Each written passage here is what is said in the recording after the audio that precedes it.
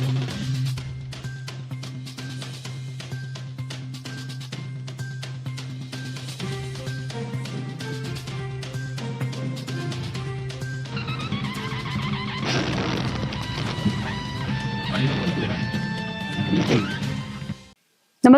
आपण पाहता हिरकणी न्यूज.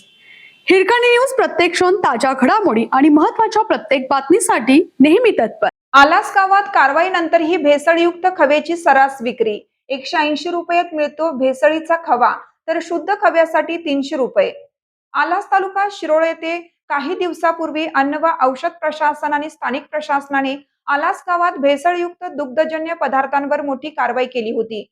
मात्र या कारवाईचा गैरफायदा घेणाऱ्या काही ग्राहकांच्या जीवाशी खेळणाऱ्या घटकांवर कोणताही फरक पडलेला नसल्याचे धक्कादायक चित्र समोर आलं आहे.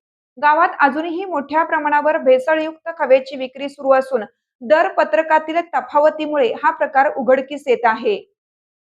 सध्या आल्हास परिसरातील बाजारात खव्याच्या किमतीत कमालीची तफावत पाहायला मिळत आहे. अवघ्या 180 रुपये प्रति किलो दराने बाजारात उपलब्ध आहे.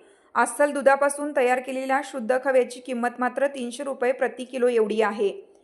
कमी किमतीत मिळणाऱ्या खव्यामध्ये वनस्पती तूप, बटाटा, स्टार्च आणि घातक रसायनांची भेसळ केली जात असल्याचा संशय जाणकारांनी व्यक्त केला आहे. निव्वळ नफा कमवण्याच्या उद्देशाने ग्राहकांच्या आरोग्याशी हा खेळ सुरू आहे. प्रशासनाने केलेल्या मागील कारवाईनंतर काही काळ या अवैध धंद्याला चाप बसला होता. परंतु प्रशासनाचा डोळा चुकवून काही व्यापाऱ्यांनी पुन्हा एकदा आपले हातपाय पसरण्यास सुरुवात केली आहे. सणासुदीचे दिवस जवळ येत असल्याने खव्याची मागणी वाढणार आहे आणि नेमका या संधीचा फायदा हे भेसळ बहाद्दर घेत आहेत. कमी किमतीत मिळणाऱ्या या खव्यामध्ये मोठ्या प्रमाणावर केमिकल आणि पाम ऑइलचा वापर केला जातो. हा खवा खाल्ल्याने पोटविकार, अन्नातून विषबाधा आणि लिव्हरचे गंभीर आजार होण्याचा धोका डॉक्टरांनी व्यक्त केला आहे. प्रशासनाची कारवाई होऊनही जर विक्री जोरात सुरू असेल तर यामध्ये काही अधिकाऱ्यांचे अभय आहे का, असा संतप्त सवाल आता आलाससह 7 गावातील नागरिक विचारत आहेत.